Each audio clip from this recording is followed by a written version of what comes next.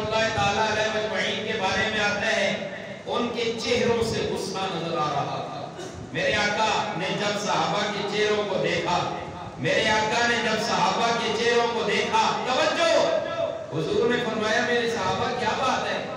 عرض کی اللہ کے محبوب آپ نے فرمایا ہے نا کہ میں عمرہ کر رہا ہوں. سبحان اللہ، زور سے کہیں سبحان اللہ. اور آپ نے فرمایا ہے نا کہ مجھے خواب کے اندر دکھایا گیا. اللہ کے محبوب ہمارا ایمان ہے. صحابہ فرما رہے مفہوم ہے. ایک صحابی بڑھ چڑھ کر یہ بات اعلان کر رہے ہیں. اللہ کے محبوب آپ نے فرمایا ہم عمرہ کر رہے ہیں. آپ نے فرمایا میں خواب کے اندر دکھایا گیا. اللہ کے محبوب آپ کا خواب جھوٹا ہو سکتا ہے؟ زور سے کہیں سبحان اللہ. حضور نے فرمایا میرے صحابہ میرا خواب جھوٹا نہیں ہو سکتا، اس لیے کہ نبی کا خواب وہی ہوا کرتا ہے. میرے صحابہ نے عرض کی اللہ کے محبوب جب خواب وہی ہے تو پھر ان کی شرائط آپ کیوں مانتے ہیں؟ ہم دیکھتے ہیں یہ کون ہوتے ہیں رستہ روکنے والے. ہمارا ایمان ہے عمرہ کریں گے.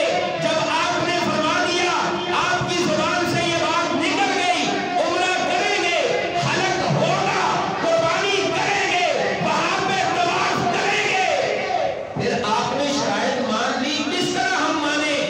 آپ کی بات کو ہم نہیں جھٹلا سکتے. بس یہی رستہ ہے کہ ہم ان کی شرائط کو توڑیں. میرے آقا نے ایک جواب دیا.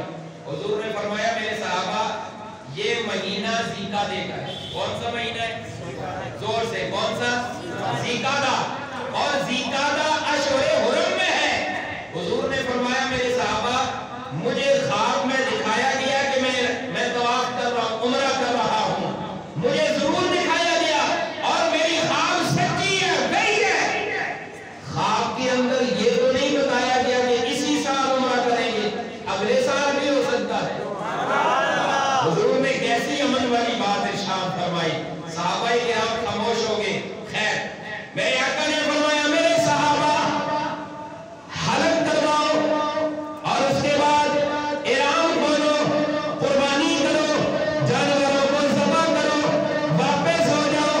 اے قربان جاؤ صحابہ کے جذبوں پر جن صحابہ نے حضور کے اشاروں پہ حلق بھی کروا دیا، احرام بھی کھول دیا، قربانی بھی کر دی، ابھی بیت اللہ دیکھا بھی نہیں، پھر بھی یہ سارے احکامات طے کر دیے، واپس ہو گئے. اللہ کی قدرت سن 6 ہجری گزری.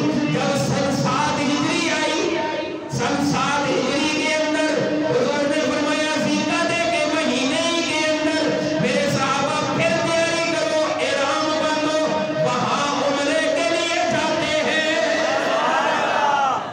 صحابہ کرام پھر خوش ہوئے. صحابہ کرام خوش ہوئے، احرام باندھا، آگے حضور ہے، پیچھے صحابہ، 1400 صحابہ. جب یہاں سے نکلے اللہ نے حضرت جبرائیل کو بھیجا. توجہ، اللہ نے حضرت جبرائیل کو بھیجا. اب بات سمجھنے کی ہے.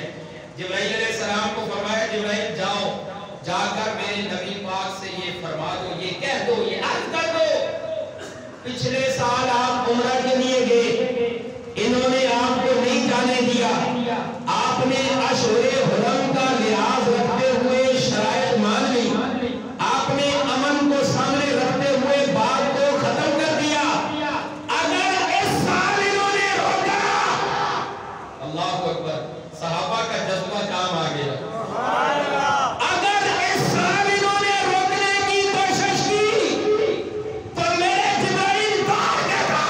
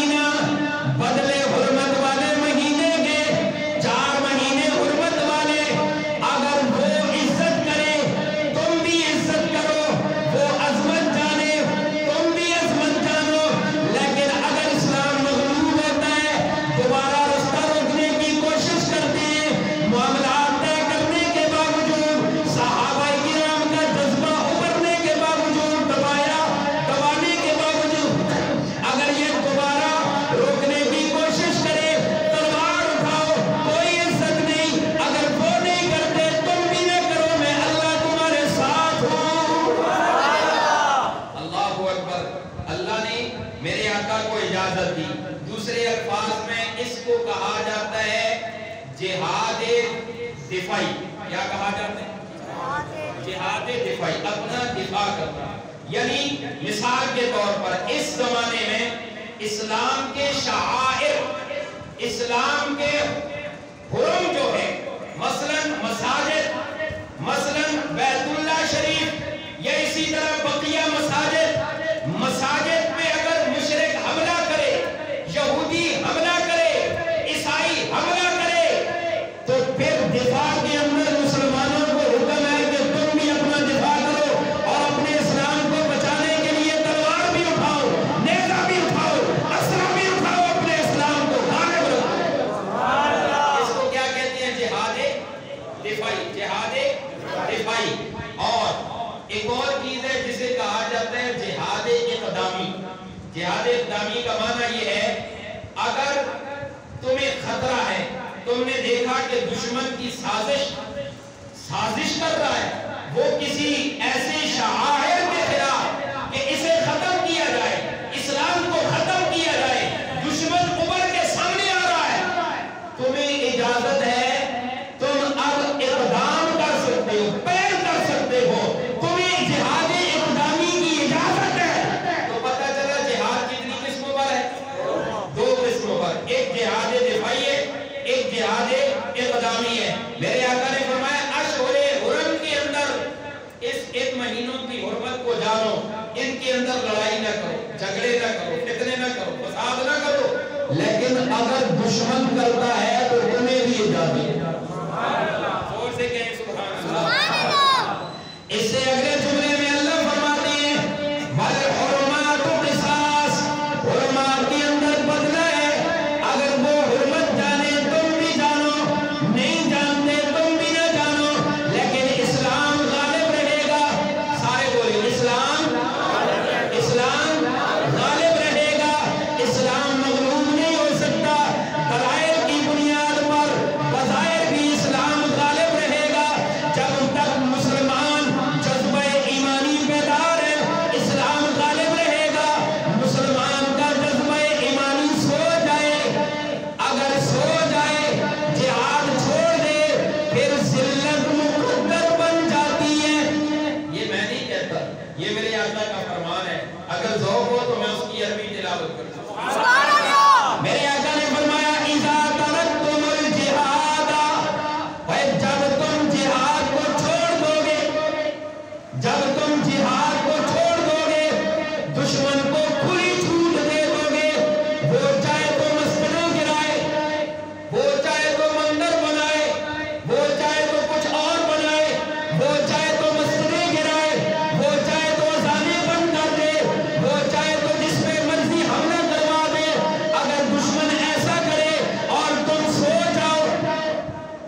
دوسرے الفاظ میں دشمن چاہے تو جس کو مرضی عورت کو بھی آگے لائے، نبوت کا دعویٰ کرو، اور مسلمان کو پتہ ہی نہ ہو، اس کا جذبہ ایمانی ہو گیا ہو. اس کو کہتے ہیں کہ مسلمان نے جہاد چھوڑ دیا ہے، مسلمان جہاد چھوڑ چکا ہے. اذا ترکتم الجہاد، جب تم جہاد چھوڑ دو گے، فَسَلَّطَ اللَّهُ، اللہ مسلط کر دیں گے علیکم، تمہارے اوپر، الذلہ، ذلت، یعنی ذلت تمہارا مقدر بن جائے گی، رسوائی تمہارا مقدر بن جائے گی. کوشش کرو گے عزت ملے، پھر بھی نہیں ملتی. ایک ہی صورت ہے، جہاد اپناؤ، اللہ عزت عطا کرے گا. اللہ اکبر. فرمایا فَمَنِ اعْتَدَى عَلَيْكُمْ، اس کے باوجود فَمَنِ اعْتَدَى عَلَيْكُمْ، جتنا ظلم، جتنی زیادتی دشمن نے تمہارے اوپر کی ہے، بِمِثْلِ مَا اعْتَدَى عَلَيْكُمْ، اتنی زیادتی، اتنا ظلم تم ان پہ کر سکتے ہو، لیکن یاد رکھنا اس سے زیادہ ظلم کرو گے تو وَاتَّقُوا اللَّهَ، اللہ کا خوف ضرور رکھو، اللہ سے ڈر کے رہو. ظالموں کے ساتھ اللہ نہیں ہوتا. ان اللہ مع المتقین، اللہ کی معیت ڈرنے والوں کے ساتھ ہوا کرتی ہے. کس سے ڈرنے والوں کے ساتھ؟ کس سے ڈرنے والوں کے ساتھ؟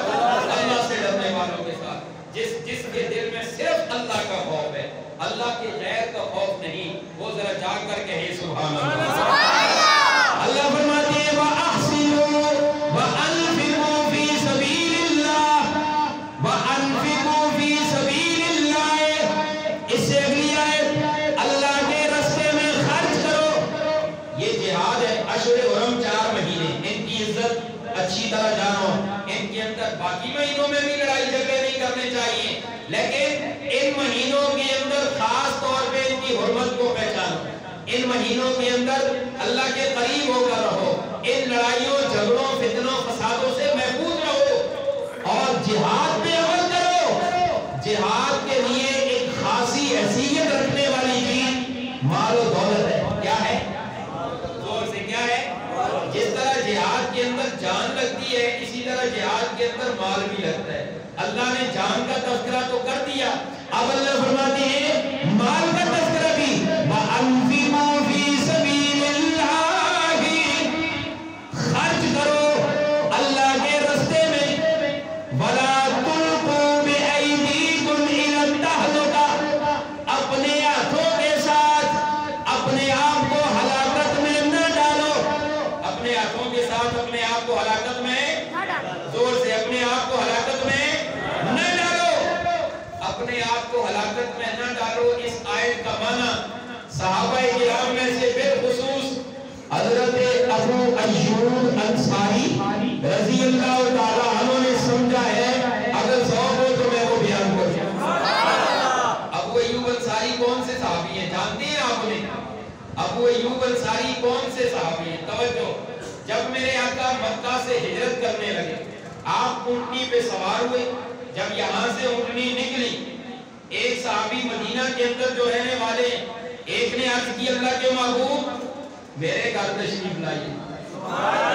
میرے آقا کا مدینے میں کوئی گھر تو نہیں تھا، ایک صحابی نے عرض کی اللہ کے محبوب میرے یہاں تشریف لائیے، دوسرے صحابی نے عرض کی میرے یہاں تشریف لائیے، ہر صحابی کی خواہش ہے میرے پاس آئے۔ میرے آقا نے فرمایا میرے صحابہ میری اونٹنی مامور من اللہ ہے، میری اونٹنی کو اللہ نے حکم دے دیا، میری اونٹنی کو اللہ نے حکم دے دیا، اللہ کے ہاں جس کا مقدر ہے، اللہ کے ہاں جس کا نصیب ہے، میری رہائش کس کے پاس ہوگی؟ میری اونٹنی اس کے دروازے پہ بیٹھ جائے گی۔ اور سے کہیں سبحان اللہ۔